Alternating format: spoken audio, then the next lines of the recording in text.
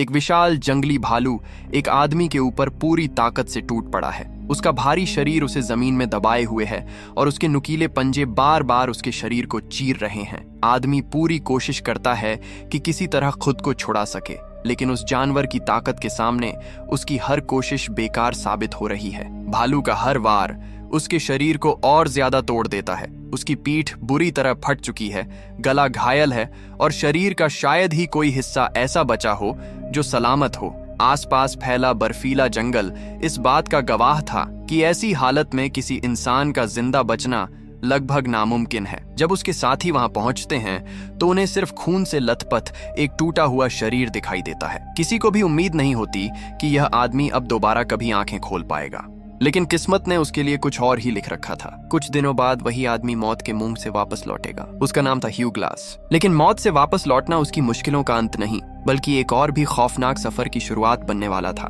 फिर कहानी हमें साल 1825 के अमेरिका में ले जाती है। उस समय जानवरों की खाल का व्यापार बेहद कीमती माना जाता था। भालू, लोमड़ी और दूसरे जंगली जानवरों की खाल यूरोप में ऊंचे दामों पर बिकती थी। इसी लालच में बहुत से शिकारी महीनों तक जंगलों में रहकर शिकार करते और अपनी जान जोखिम में डालते थे। इन लोगों को जानवरों की खाल लाने वाला हंटर कहा जाता था। उनकी जिंदगी आसान नहीं थी। चारों तरफ जंगली इलाका था, जनजातीय संघर्ष थे, बीमारी थी, भूख थी और हर दिन मौत का खतरा था। वहाँ कोई मजबूत कानून नहीं था। एक ही नियम चलता था, जो ज्यादा ताकतवर है वही जिंदा रहेगा। इसी दौरान एक शिकारी दल बड़ी मात्रा में खाल इकट्ठा करके अपने ठिकाने की ओर लौट रहा था। उनकी उम्मीद थी कि यह माल बेचकर उन्हें अच्छी कमाई होगी, लेकिन इस जंगल में कोई भी सफर सुरक्षित नहीं माना जाता था। खतरा कब और कहां से सामने आ जाए कोई नहीं जानता था। अचानक दूर से एक दर्दनाक चीख सुनाई देती है। लोग कुछ समझ पाते उससे पहले एक तीर आकर एक शिकारी को लग जाता है और अगले ही पल चारों तरफ अफरा तफरी मच जाती है। घने जंगल के भीतर छिपे योद्धा लगातार तीर बरसाने लगते हैं। हर तरफ दौड़ भाग, चीखें और गोलियों की आवाजें गूंजने लगती हैं। उसी समय ग्लास कुछ दूरी पर अपने काम में व्यस्त होता है। जैसे ही वह गोलियों और चीखों की आवाज सुनता है, उसका दिल बैठ जाता है। वो तुरंत समझ जाता है कि कुछ बहुत बड़ा हुआ है। वह अपने बेटे हॉक को साथ लेकर तेजी से शिविर की ओर दौड़ पड़ता है। जब वह वहां पहुंचता है तो हालात पूरी तरह बिगड़ चुके होते हैं। शिकारी अपनी जान बचाने के लिए लड़ते हुए पीछे हट रहे थे और री जनजाति के योद्धा उनका लगातार पीछा कर रहे थे। ग्लास स्थिति को समझते ही सबको आदेश देता है कि वे नदी किनारे खड़ी नावों तक पहुंचे। अब उनका एकमात्र लक्ष्य वहां से बच निकलना था। लोग लड़ते हुए पीछे हटते हैं, तीर उनके सिरों के ऊपर से गुजरते हैं और गोलियों की आवाज लगातार गूंजती रहती है। इस पूरे संघर्ष के दौरान ग्लास एक तरफ दुश्मनों का सामना कर रहा था और दूसरी तरफ अपने बेटे की सुरक्षा भी कर रहा था। किसी तरह वे लोग नाव तक पहुंच जाते हैं और नदी के रास्ते आगे बढ़ने लगते हैं। कुछ दूरी तय करने के बाद कप्तान हेनरी, जो इस पूरे दल का नेतृत्व कर रहा था, ग्लास से सलाह मांगता है। ग्लास लंबे समय से इस इलाके को जानता था। उसे जंगल, नदियां और यहाँ रहने वाली जनजातियों के तौर तरीकों की अच्छी समझ थी। वह कुछ देर सोचता है और फिर कहता है कि नदी का रास्ता अब सुरक्षित नहीं है। री योद्धा इस इलाके को बहुत अच्छी तरह जानते हैं और नाव उनके लिए आसान निशाना बन सकती है। उसकी राय थी कि उन्हें नदी छोड़कर पैदल रास्ता अपनाना चाहिए, लेकिन यह फैसला सभी को पसंद नहीं आता, खासकर फिट्ज को। उसके लिए सबसे महत्वपूर्ण चीज थी वह कीमती माल जो उन्होंने महीनों की मेहनत से इकट्ठा किया था। वह विरोध करते हुए कहता है कि नाव छोड़ना मतलब अपनी सारी मेहनत और कमाई को खतरे में डाल देना। लेकिन हेनरी आखिरकार ग्लास की बात मान लेता है। उसे भरोसा था कि इस इलाके के बारे में सबसे ज्यादा जानकारी ग्लास के पास ही है। नाव को एक छिपी हुई जगह पर किनारे लगाया जाता है। ज्यादातर खाल और सामान जंगल में छिपा दिया जाता है ताकि बाद में वापस आकर उसे लिया जा सके। सिर्फ जरूरी सामान और हथियार साथ रखे जाते हैं। योजना यह बनाई जाती है कि नाव को आगे बहने दिया जाए ताकि दुश्मन भ्रमित हो जाए, जबकि शिकारी दूसरी दिशा से पैदल निकल जाए। लेकिन फिट्ज अब भी इस फैसले से नाराज था। उसके लिए यह सिर्फ रास्ता बदलने का मामला नहीं था, उसे अपनी दौलत हाथ से निकलती दिखाई दे रही थी। वह गुस्से में बड़बड़ाता रहता है और बार बार कहता है कि इतनी मेहनत के बाद सब कुछ खो देना बेवकूफी है। धीरे धीरे उसकी नाराजगी सिर्फ फैसले तक सीमित नहीं रहती। वह ग्लास पर शक करना शुरू कर देता है और फिर उसकी बातों का निशाना हॉक भी बनता है। वह ताने मारता है, अपमानजनक बातें करता है और उनकी बेइज्जती करता है। ग्लास सब कुछ सुनता है लेकिन जवाब नहीं देता। वह जानता था कि ऐसी जगहों पर गुस्सा अक्सर खून खराबे में बदल जाता है। उसे अपने बेटे की सुरक्षा ज्यादा महत्वपूर्ण लगती है। उसे अंदाजा भी नहीं था कि आने वाले दिनों में उसके परिवार और उसकी जिंदगी पर ऐसा तूफान टूटने वाला है जिसकी कल्पना भी कोई नहीं कर सकता। नाव को छिपाने और सामान सुरक्षित रखने के बाद दल पैदल यात्रा की तैयारी करता है, लेकिन हर कोई इस फैसले से सहमत नहीं था। कुछ लोगों को लग रहा था कि पैदल चलना खुदकुशी जैसा है। घना जंगल, बर्फीला मौसम, दुश्मन जनजातियां और लंबा रास्ता, इन सब का सामना करना आसान नहीं था। दूसरी तरफ नाव उन्हें तेज और आसान रास्ता लग रही थी। आखिरकार कुछ लोग अपने मन की सुनते हैं। वे तय योजना को छोड़कर नाव लेकर आगे निकल जाते हैं। किनारे पर खड़े बाकी लोग उन्हें दूर जाते हुए देखते रह जाते हैं। फिट्ज हल्की हंसी के साथ कहता है कि शायद वही लोग सबसे समझदार निकले। उसके हिसाब से नदी का रास्ता कहीं बेहतर था, लेकिन जंगल अक्सर इंसानों को उनकी सबसे बड़ी गलतफहमी की कीमत चुकवाता है। अगले ही दिन सच्चाई सामने आ जाती है। नदी के नीचे वाले हिस्से में री योद्धा उन लोगों तक पहुंच जाते हैं जिन्होंने नाव का रास्ता चुना था। जिन्हें लगा था कि वे सबसे सुरक्षित रास्ते पर हैं, वे बच नहीं पाते। एक एक करके सभी मारे जाते हैं। उनके सपने, उनकी योजनाएं और उनकी लालच भरी उम्मीदें उसी नदी में खत्म हो जाती हैं। जंगल एक बार फिर साबित कर देता है कि यहाँ कोई आसान रास्ता नहीं होता। इधर ग्लास और बाकी लोग लगातार आगे बढ़ रहे थे। अब हर कदम सोच समझकर रखना पड़ता था। ग्लास सबसे आगे चलता था, एक गाइड की तरह, एक शिकारी की तरह, और सबसे बढ़कर उस इंसान की तरह जिसे इस इलाके की सबसे ज्यादा समझ थी। वह हर निशान पर नजर रखता, जानवरों के पैरों के चिन्ह पड़ता, हवा की दिशा समझता और यह सुनिश्चित करता कि दल किसी खतरे की तरफ न बढ़ रहा हो। एक दिन यात्रा के दौरान जब बाकी लोग आराम कर रहे थे, ग्लास अकेला आगे निकलता है। उसका काम रास्ते का जायजा लेना था। वह सावधानी से झाड़ियों के बीच आगे बढ़ रहा होता है। जंगल असामान्य रूप से शांत था और अक्सर ऐसी खामोशी किसी बड़े खतरे का संकेत होती है। अचानक उसे हल्की सी सरसराहट सुनाई देती है। वह रुक जाता है। उसका हाथ धीरे से बंदूक की तरफ बढ़ता है। उसकी नजर आवाज की दिशा में टिक जाती है। कुछ क्षण बाद उसे दो छोटे भालू के बच्चे दिखाई देते हैं। उन्हें देखकर वह समझ जाता है कि मामला खतरनाक है, क्योंकि जहां बच्चे होते हैं वहां उनकी माँ भी होती है और माँ भालू अपने बच्चों की रक्षा के लिए किसी भी हद तक जा सकती है। लेकिन अब बहुत देर हो चुकी थी। झाड़ियों के पीछे से एक विशाल मादा भालू बिजली की रफ्तार से बाहर निकलती है। उसकी दहाड़ पूरे जंगल में गूंज उठती है और अगले ही पल वह सीधे ग्लास पर टूट पड़ती है। ग्लास प्रतिक्रिया देने की कोशिश करता है, लेकिन हमला इतना अचानक होता है कि उसके पास तैयारी का समय ही नहीं बचता। भालू उसे जोरदार टक्कर मारकर जमीन पर गिरा देती है। उसका भारी शरीर ग्लास को पूरी तरह दबा देता है। इसके बाद शुरू होता है एक ऐसा संघर्ष जिसे देखकर कोई भी उम्मीद छोड़ दे। भालू के पंजे बार बार उसके शरीर पर पड़ते हैं। उसके कंधे चीर दिए जाते हैं, पीठ बुरी तरह फट जाती है, गला और चेहरा घायल हो जाते हैं। हर वार उसके शरीर को तोड़ रहा था। हर सेकंड मौत उसके और करीब आ रही थी। उस पल ग्लास को पहली बार सचमुच लगता है कि शायद उसका अंत आ गया है। लेकिन उसके भीतर एक ऐसी चीज थी जो हार मानने को तैयार नहीं थी, जीने की इच्छा। वह जिद जिसने उसे हमेशा मुश्किल हालात में आगे बढ़ाया था। उसे अपने बेटे की याद आती है। उसे वे बातें याद आती हैं जो उसने जीवन के बारे में कही थी, और वह फैसला करता है कि जब तक सांस बाकी है लड़ाई भी बाकी है। खून से लथपथ हालत में उसका हाथ जमीन पर कुछ खोजने लगता है। दर्द के बीच उसे अपनी बंदूक का स्पर्श महसूस होता है। वही उसकी आखिरी उम्मीद थी। जैसे ही भालू एक और हमला करने के लिए आगे बढ़ती है, ग्लास पूरी ताकत से ट्रिगर दबाता है। गोली चलती है। भालू घायल होती है, लेकिन वह रुकती नहीं, बल्कि और ज्यादा उग्र हो जाती है। अब वह पहले से भी ज्यादा खतरनाक हो चुकी थी। ग्लास समझ जाता है कि बंदूक से बात खत्म नहीं होने वाली। वह अपनी छुरी निकालता है। अब उसके और मौत के बीच बस यही आखिरी हथियार था। भालू फिर हमला करती है और उसी क्षण ग्लास पूरी ताकत से जवाब देता है। दोनों के बीच जीवन और मृत्यु का संघर्ष जारी रहता है। काफी देर तक चली इस भयावह लड़ाई के बाद आखिरकार भालू कमजोर पड़ने लगती है। उसकी ताकत कम होने लगती है और कुछ ही देर बाद वह वहीं ढेर हो जाती है। लेकिन जीत की कीमत बहुत भारी थी। ग्लास की हालत इतनी खराब थी कि वह हिल भी नहीं पा रहा था। उसका शरीर जगह जगह से फटा हुआ था। खून लगातार बह रहा था। सांस लेना भी मुश्किल हो गया था। इसी बीच दूर से लोगों की आवाजें सुनाई देती हैं। हॉक और बाकी शिकारी उसकी तलाश करते हुए वहां पहुंच जाते हैं। जब वे सामने का दृश्य देखते हैं तो कुछ क्षणों के लिए स्तब्ध रह जाते हैं। एक तरफ मरा हुआ विशाल भालू पड़ा था और दूसरी तरफ ग्लास, जो मुश्किल से जीवित था। हेनरी उसकी हालत देखते ही समझ जाता है कि मामला बेहद गंभीर है। तुरंत इलाज शुरू किया जाता है। लोग कपड़े लाते हैं, घावों को बांधने की कोशिश की जाती है, खून रोकने की कोशिश होती है। हर कोई समझ रहा था कि अगर जल्द कुछ नहीं किया गया तो वह रात नहीं निकाल पाएगा। कुछ लोग उसकी बहादुरी की तारीफ करते हैं, लेकिन फिट्ज की सोच अलग थी। वह कहता है कि गोली चलाना गलती थी। उसका मानना था कि गोली की आवाज आसपास के दुश्मनों को उनकी तरफ खींच सकती है। हेनरी उसे डांट देता है। उसके लिए उस समय सबसे जरूरी चीज ग्लास की जान बचाना था। इसके बाद हेनरी खुद उसके घावों को सिलना शुरू करता है, बिना किसी आधुनिक सुविधा के, बिना किसी दवा के, सिर्फ अनुभव और मजबूरी के सहारे। जब टांके लगाए जाते हैं तो ग्लास दर्द से चीख उठता है। उसकी आवाज पूरे जंगल में गूंजती है। वह दर्द इतना भयानक था कि सुनने वालों की रूह कांप जाए। रात गहराने लगती है। कुछ लोग पहरा दे रहे होते हैं, कुछ लोग आग के पास बैठे होते हैं और कुछ के मन में एक खतरनाक सवाल उठने लगता है, क्या ग्लास बच भी पाएगा, या वे एक ऐसे आदमी के लिए अपनी जान खतरे में डाल रहे हैं जिसकी उम्मीद लगभग खत्म हो चुकी है। भालू के हमले के बाद कई दिन बीत चुके थे, लेकिन ग्लास की हालत में कोई बड़ा सुधार नहीं आया था। उसका शरीर जगह जगह से फटा हुआ था, गला बुरी तरह घायल था, पीठ के घाव इतने गहरे थे कि उन्हें देखकर ही लोगों के चेहरे उतर जाते थे। हर दिन उसे उठाकर आगे ले जाना पड़ता था, कभी लकड़ियों से बनी अस्थायी स्ट्रेचर पर तो कभी कंधों के सहारे। लेकिन यह सफर जितना लंबा होता जा रहा था उतना ही मुश्किल भी बनता जा रहा था। हेनरी हार नहीं मानना चाहता था।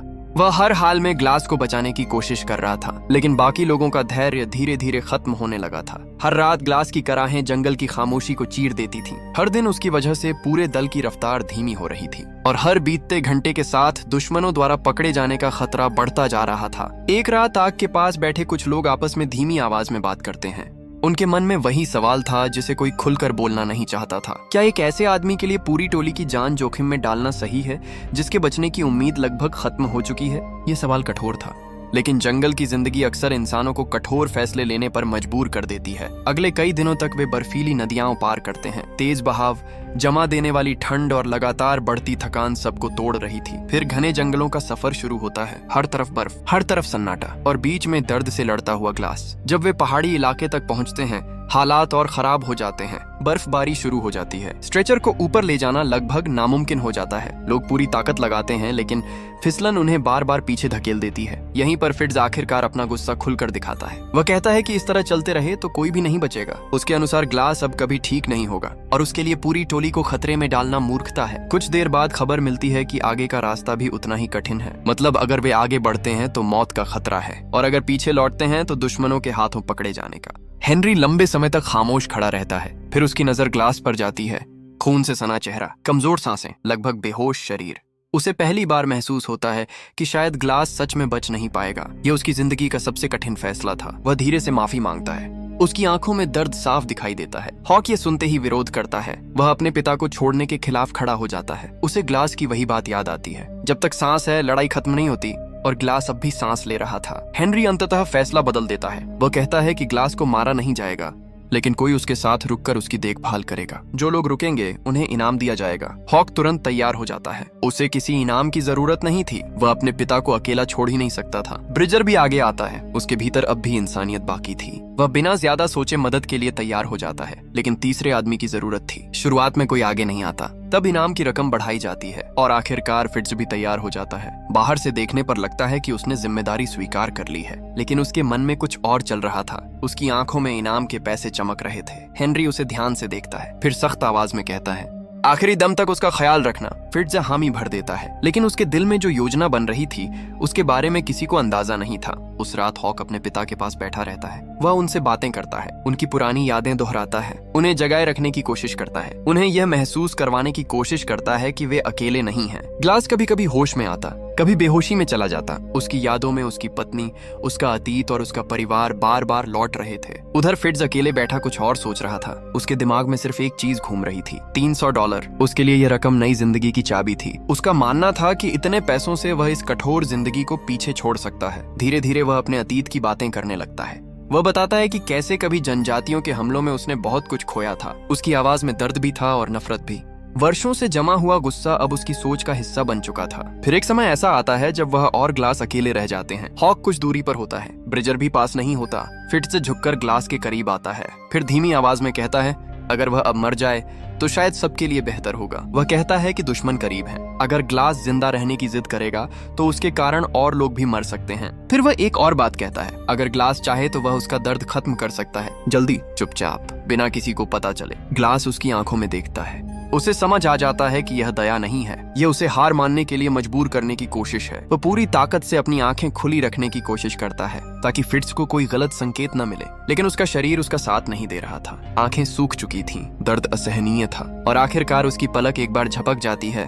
फिट्ज उसी पल इसे अपनी मंजूरी मान लेता है। ग्लास की एक पल की कमजोरी को फिट्ज अपनी मंजूरी समझ लेता है। अगले ही सेकंड उसका चेहरा बदल जाता है। जहां अभी तक सहानुभूति का दिखावा था, वहां अब सिर्फ लालच और स्वार्थ दिखाई दे रहा था। वह झटके से ग्लास को पकड़ लेता है, उसके मुंह में कपड़ा ठूंस देता है, फिर उसकी नाक और मुंह दबाने लगता है ताकि वह सांस ही न ले सके।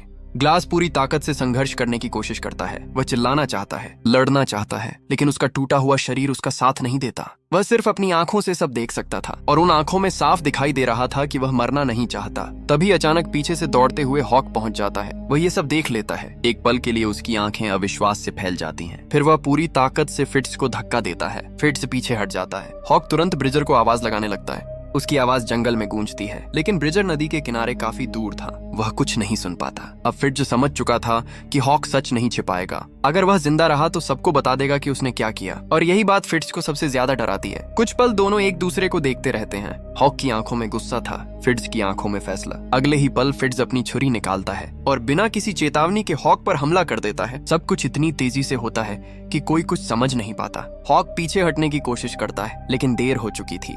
ग्लास अपनी आंखों के सामने सब देख रहा था। उसका बेटा, उसकी जिंदगी का आखिरी सहारा, धीरे धीरे जमीन पर गिर रहा था। उस पल ग्लास के भीतर कुछ टूट जाता है। वह पूरी ताकत से आवाज निकालने की कोशिश करता है, लेकिन उसके गले से सिर्फ टूटी हुई कराह निकलती है। हॉक की आंखें अपने पिता की तरफ उठती हैं, जैसे वह कुछ कहना चाहता हो। फिर धीरे धीरे उसकी सांसें थम जाती हैं। जंगल पहले जैसा ही शांत था, लेकिन ग्लास के लिए दुनिया हमेशा के लिए बदल चुकी थी। कुछ देर बाद ब्रिजर वापस लौटता है। उसके हाथ में एक बीवर था जिसे उसने शिकार किया था। उसे कुछ भी पता नहीं था। वह आसपास देखता है, फिर पूछता है, हॉक कहाँ है? फिट्ज बिल्कुल सामान्य बनने की कोशिश करता है। वह उल्टा उसी से सवाल पूछता है, क्या वह तुम्हारे साथ नहीं था? ब्रिजर हैरान हो जाता है। उसे कुछ समझ नहीं आता। उधर ग्लास पूरी ताकत से सच बताने की कोशिश करता है।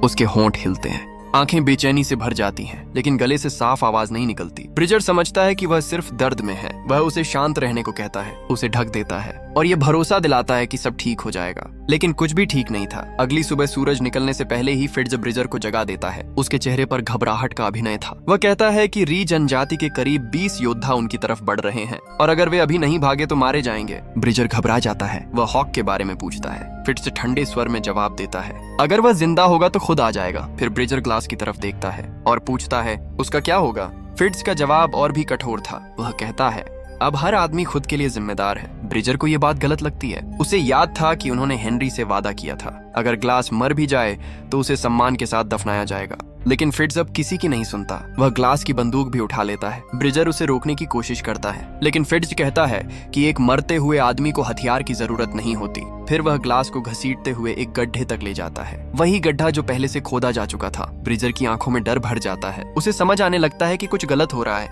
लेकिन वह फिट्ज का विरोध करने की हिम्मत नहीं जुटा पाता। फिट्ज ग्लास को गड्ढे में डाल देता है और उसके ऊपर मिट्टी फेंकनी शुरू कर देता है। ब्रिजर चिल्लाता है, वह अभी जिंदा है, लेकिन फिट्ज पर कोई असर नहीं होता। वह कहता है, यही उसका सम्मानजनक अंत है। धीरे धीरे मिट्टी ग्लास के शरीर को ढकने लगती है। उसकी सांसें और मुश्किल हो जाती हैं। ब्रिजर घुटनों के बल बैठ जाता है। उसकी आंखों में आंसू आ जाते हैं। वह ग्लास की आंखों में देखता है। वहां अभी भी जिंदगी बाकी थी, मदद की गुहार बाकी थी, लेकिन डर इंसान से बहुत कुछ छीन लेता है और उस दिन डर ने ब्रिजर से उसका साहस छीन लिया। आखिरकार वह माफी मांगता है, फिर मुड़कर चला जाता है। अब ग्लास पूरी तरह अकेला था। उसका बेटा मर चुका था, उसके साथी उसे छोड़ चुके थे और वह आधा मिट्टी में दबा हुआ मौत का इंतजार कर रहा था। लेकिन मौत अभी उसे लेने नहीं आई थी। कुछ समय बाद उसकी आंखें धीरे धीरे खुलती हैं। दर्द असहनीय था, सांस लेना मुश्किल था, पूरा शरीर सुन्न पड़ चुका था, लेकिन एक बात साफ थी, वह अभी भी जिंदा था। यही एहसास उसके भीतर फिर से आग जला देता है। वह धीरे धीरे अपने हाथ हिलाता है, मिट्टी हटाने लगता है। हर हरकत उसके घावों को फिर से खोल देती है। पीठ से खून बहने लगता है, फिर भी वह रुकता नहीं। कई मिनटों की यातना के बाद आखिरकार उसका हाथ बाहर निकलता है, फिर कंधा, फिर पूरा शरीर। वह अपनी ही कब्र से बाहर निकल आता है। कुछ दूर उसे हॉक की लाश दिखाई देती है। उसे देखते ही उसके भीतर दबा हुआ दर्द फट पड़ता है। वह रेंगते हुए अपने बेटे तक पहुंचता है। हर इंच का सफर किसी सजा से कम नहीं था। आखिरकार वह उसके पास पहुंच जाता है, कांपते हाथों से उसके चेहरे को छूता है। हॉक की आंखें अब भी खुली थीं, जैसे मौत भी उसके डर को मिटा नहीं पाई थी। ग्लास उसके ऊपर झुक जाता है और पहली बार खुलकर रोता है। उसी पल उसके भीतर एक नया जन्म होता है। अब वह सिर्फ जीवित रहने के लिए नहीं जी रहा था, अब उसके पास एक मकसद था, अपने बेटे के लिए, सच के लिए और उस विश्वासघात का हिसाब लेने के लिए जिसने उससे सब कुछ छीन लिया था। हॉक की लाश के पास बैठे हुए ग्लास को समझ आ चुका था कि अब उसके पास खोने के लिए कुछ नहीं बचा है। उसका बेटा मर चुका था, उसके साथी उसे धोखा दे चुके थे और दुनिया उसे पहले ही मरा हुआ मान चुकी थी। लेकिन उसकी सांसें अभी भी चल रही थीं और जब तक सांस चल रही थी लड़ाई खत्म नहीं हुई थी। कुछ देर बाद वह खुद को संभालता है, हॉक को आखिरी बार देखता है। फिर कांपते हुए हाथों से उसके चेहरे को छूता है, उसकी आंखें बंद करता है और भारी दिल के साथ वहां से आगे बढ़ने का फैसला करता है। अब हर कदम किसी युद्ध से कम नहीं था। उसकी टांगें साथ नहीं दे रही थीं। पीठ के घाव बार बार खुल रहे थे। गला इतना बुरी तरह फटा हुआ था कि पानी तक ठीक से नहीं निकल पाता था। लेकिन बदले की आग उसके शरीर से ज्यादा मजबूत साबित हो रही थी। वह धीरे धीरे रेंगते हुए आगे बढ़ता है, कभी घुटनों के बल, कभी हाथों के सहारे, कभी सिर्फ इच्छा शक्ति के दम पर। कई घंटों तक भटकने के बाद उसे मैदान में पड़े एक मरे हुए बाइसन का कंकाल दिखाई देता है। जानवर को मरे काफी समय हो चुका था, मांस सड़ चुका था। दुर्गंध इतनी तेज थी कि सामान्य इंसान पास भी न जा सके। लेकिन ग्लास के सामने अब विकल्प नहीं बचे थे। या तो वह उसे खाए या भूख से मर जाए। वह हड्डियों के बीच बचा हुआ मांस निकालता है, सड़े हुए टुकड़ों को चबाता है। कई बार उल्टी आती है, लेकिन वह खाना नहीं छोड़ता, क्योंकि जिंदा रहने के लिए यही जरूरी था। उसी दौरान री जनजाति के कुछ योद्धा उस इलाके में पहुंचते हैं। उन्हें हॉक की लाश और खून के निशान मिलते हैं। वे आसपास की जगह को ध्यान से देखते हैं, लेकिन जल्दी ही समझ जाते हैं कि यह उनका आदमी नहीं है। उनका असली लक्ष्य कोई और था, इसीलिए वे आगे बढ़ जाते हैं। उधर ग्लास लगातार आगे बढ़ता रहता है। आखिरकार वह एक नदी तक पहुंचता है। उसका गला जल रहा था। वह पानी पीने की कोशिश करता है, लेकिन जैसे ही पानी निगलता है, घावों की वजह से पानी बाहर निकलने लगता है। दर्द उसकी आंखों में आंसू ला देता है। तब उसे समझ आता है कि अगर वह ऐसे ही रहा तो ज्यादा दिन नहीं बचेगा। उसे अपने घाव खुद ठीक करने होंगे।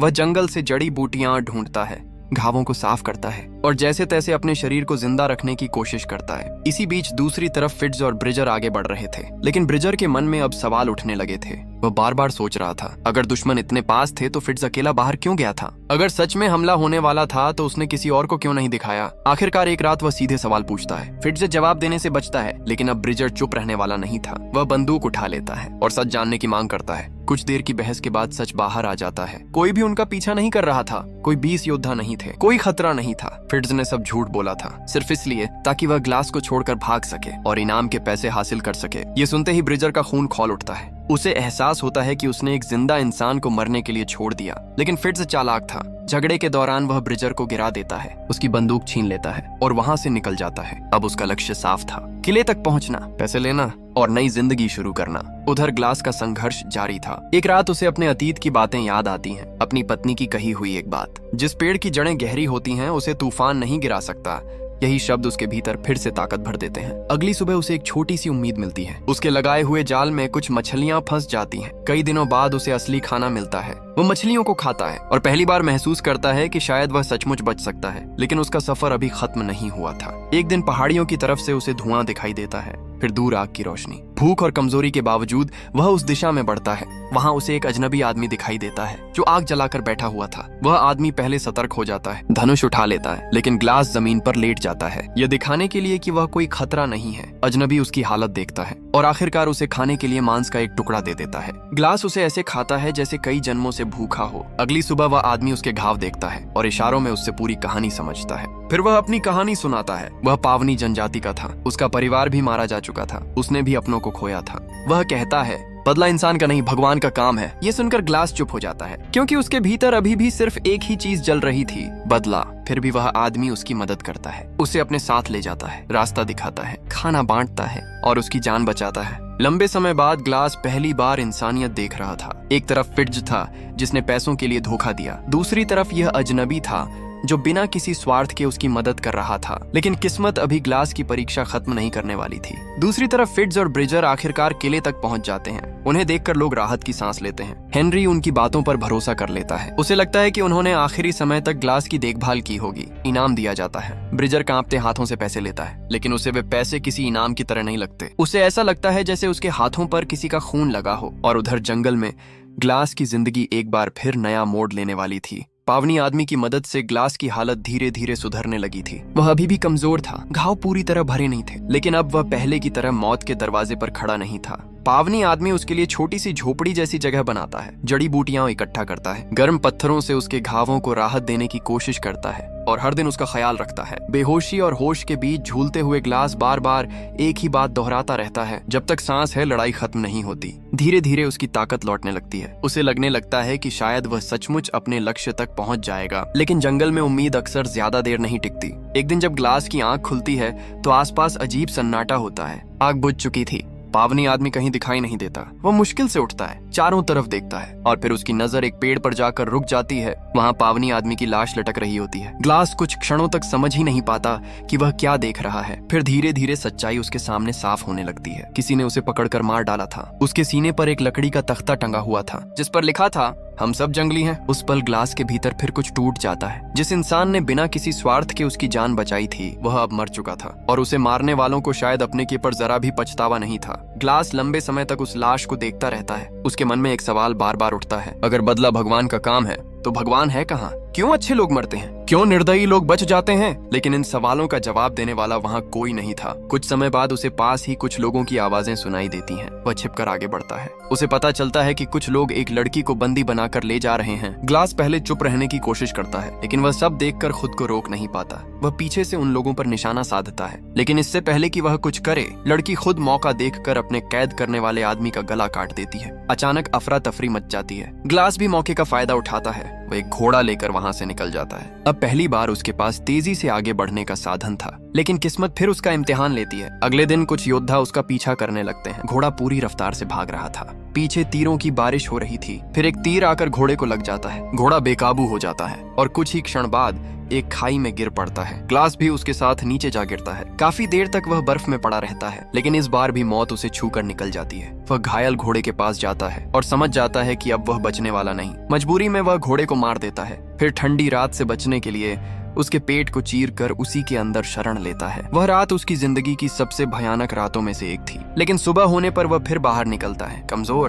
घायल, लेकिन पहले से ज्यादा दृढ़। अब उसे सिर्फ एक ही जगह पहुंचना था, किला। वहीं से सब शुरू हुआ था और वहीं से उसका हिसाब पूरा होना था। कई दिनों की कठिन यात्रा के बाद आखिरकार वह किले के पास पहुंच जाता है। उधर किले में सब लोग अपनी जिंदगी में व्यस्त थे। किसी को अंदाजा नहीं था कि जिस आदमी को मरा हुआ समझा जा चुका है वह वापस लौट रहा है। फिर एक दिन अचानक किले के बाहर हलचल मच जाती है। लोग दूर से एक आदमी को आते हुए देखते हैं, धीरे धीरे लड़खड़ाते कदमों से। पहले कोई पहचान नहीं पाता लेकिन जैसे जैसे वह करीब आता है सबकी आंखें फैलने लगती हैं। वह ग्लास था, मौत के मुंह से लौटकर आया हुआ आदमी। हेनरी उसे देखकर स्तब्ध रह जाता है। उसे अपनी आंखों पर विश्वास नहीं होता। वह तुरंत उसकी मदद करता है। उसे अंदर लाया जाता है। डॉक्टर उसके घावों की जांच करता है और फिर एक ऐसी बात सामने आती है जो सब कुछ बदल देती है। डॉक्टर बताता है कि ग्लास अब पहले से काफी बेहतर है। अगर आराम मिले तो वह पूरी तरह बच सकता है। हेनरी ये सुनकर और भी टूट जाता है क्योंकि अब उसे एहसास होता है कि उसने एक निर्दोष आदमी को मरने के लिए छोड़ दिया था। फिर धीरे धीरे ब्रिजर सच बताना शुरू करता है। उसकी आवाज कांप रही थी। वह बताता है कि क्या हुआ था, कैसे फिट्ज ने झूठ बोला,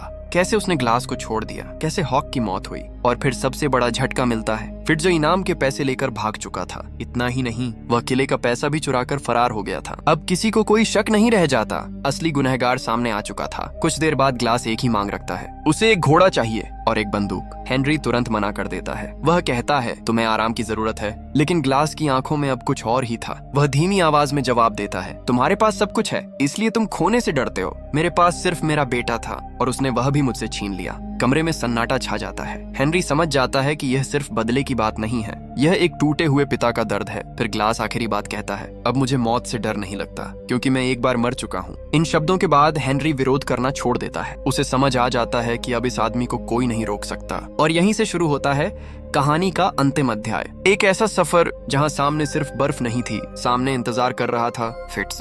अब ग्लास के सामने सिर्फ एक ही मकसद था, फिट्ज को ढूंढना। उस इंसान को जिसने उससे उसका बेटा छीन लिया, उसका भरोसा तोड़ दिया और उसे जिंदा दफना दिया। अगली सुबह ग्लास फिर सफर पर निकल पड़ता है। उसका शरीर अभी भी पूरी तरह ठीक नहीं हुआ था। घाव अब भी दर्द देते थे। सर्द हवा अब भी उसके शरीर को चीरती थी लेकिन उसके अंदर जो आग जल रही थी वह इन सबसे कहीं ज्यादा ताकतवर थी। हेनरी भी उसके साथ निकलता है। वह जानता था कि यह रास्ता खतरनाक है लेकिन वह ग्लास को अकेले नहीं छोड़ना चाहता था। दोनों बर्फ से ढके जंगलों में फिट्ज के निशानों का पीछा करने लगते हैं। कहीं घोड़े के पैरों के निशान, कहीं टूटी हुई शाखाएं, कहीं आग जलाने के अवशेष। हर छोटा सुराग उन्हें आगे बढ़ाता रहता है। रात को जब दोनों आग के पास बैठे होते हैं तब भी ज्यादा बातें नहीं होती क्योंकि दोनों जानते थे कि यह सफर अब सिर्फ एक आदमी को पकड़ने का नहीं रह गया था। यह अधूरे हिसाब का सफर था। अगले दिन अचानक ग्लास रुक जाता है। वह हवा को महसूस करता है, जमीन को देखता है, फिर धीरे से कहता है, वो पास है। हेनरी तुरंत सतर्क हो जाता है। दोनों अलग अलग दिशाओं में फैल जाते हैं लेकिन तभी एक गोली की आवाज पूरे जंगल में गूंज उठती है। फिट्ज ने पहले से घात लगाकर हमला किया था। सब कुछ ही सेकंड में हो जाता है। जब तक ग्लास वहां पहुंचता है हेनरी बर्फ पर गिर चुका होता है। उसके सीने से खून बह रहा था। फिट्ज दूर भाग रहा था। हेनरी की सांसें टूट रही थीं, लेकिन जाते जाते वह ग्लास की तरफ देखता है, जैसे बिना शब्दों के कह रहा हो, अब इसे खत्म करो। कुछ ही पलों बाद उसकी सांस हमेशा के लिए थम जाती है। अब ग्लास के अंदर बचा हुआ हर दर्द, हर घाव और हर याद एक ही दिशा में बदल जाती है। वह दौड़ पड़ता है उसे मारने। फिट्ज भी जानता था कि अब बचना आसान नहीं होगा। वह भागता रहता है, लेकिन ग्लास उसका पीछा नहीं छोड़ता। आखिरकार दोनों एक नदी के किनारे आमने सामने खड़े होते हैं। सालों का दर्द, महीनों की यातना और अनगिनत जख्म सब उसी पल में सिमट आते हैं। कुछ सेकंड तक दोनों सिर्फ एक दूसरे को देखते रहते हैं। फिर लड़ाई शुरू होती है। ये कोई सामान्य लड़ाई नहीं थी। ये दो इंसानों की टक्कर थी जिनके अंदर अलग अलग दुनिया बसती थी। फिट्ज के अंदर लालच, डर और खुद को बचाने की प्रवृत्ति थी। ग्लास के अंदर दर्द, प्यार और खोए हुए बेटे की याद थी। दोनों एक दूसरे पर टूट पड़ते हैं। घूंसे, छुरियों के वार, बर्फ पर गिरते शरीर, टूटती सांसें। हर वार के साथ पुरानी यादें लौटती रहती हैं। फिट्ज पूरी ताकत से लड़ता है। वह जानता था कि हार का मतलब मौत है। एक समय तो वह ग्लास को बुरी तरह घायल भी कर देता है, लेकिन ग्लास अब सिर्फ अपने शरीर से नहीं लड़ रहा था। उसे आगे बढ़ा रही थी हॉक की याद। वह बार बार उठता है, बार बार जवाब देता है। धीरे धीरे लड़ाई का पलड़ा बदलने लगता है। फिट्ज कमजोर पड़ने लगता है। उसकी सांसें भारी हो जाती हैं और पहली बार उसके चेहरे पर डर दिखाई देता है। तभी वह हंसने लगता है, एक अजीब थकी हुई हंसी। फिर कहता है, इतना सब कुछ सिर्फ बदले के लिए? क्या इससे तुम्हारा बेटा वापस आ जाएगा? ये शब्द हवा में तैरते रहते हैं और पहली बार ग्लास रुक जाता है, क्योंकि वह जानता था फिट्ज झूठा था, धोखेबाज था, हत्यारा था। लेकिन इस एक बात में वह गलत नहीं था। हॉक वापस नहीं आने वाला था। ग्लास कुछ क्षणों तक उसे देखता रहता है। उसे पावनी आदमी की बात याद आती है। बदला भगवान का काम है। उसे अपनी पत्नी की बातें याद आती हैं। उसे हॉक की मुस्कान याद आती है। और फिर वह एक फैसला करता है। वह फिट्ज को उसी समय मार सकता था, लेकिन वह ऐसा नहीं करता। नदी के दूसरी ओर रियोद्धा पहुंच चुके थे, वही लोग जो लंबे समय से अपने खोए हुए लोगों की तलाश कर रहे थे। ग्लास धीरे धीरे फिट्ज को उनकी तरफ धकेल देता है। फिट्ज की आंखों में पहली बार असली डर दिखाई देता है। वह समझ जाता है कि अब उसका अंत तय है। कुछ ही क्षणों बाद रियोद्धा उसे पकड़ लेते हैं। ग्लास मुड़कर देखने की कोशिश भी नहीं करता, क्योंकि उसके लिए लड़ाई खत्म हो चुकी थी। अब ये बदले की नहीं, मुक्ति की घड़ी थी। वह धीरे धीरे नदी किनारे खड़ा रहता है। उसकी आंखों में आंसू थे, लेकिन पहली बार उन आंसुओं में सिर्फ दर्द नहीं था, उसमें शांति भी थी। हॉक वापस नहीं आया। उसके घाव कभी पूरी तरह नहीं भरेंगे। उसका अतीत कभी मिटेगा नहीं,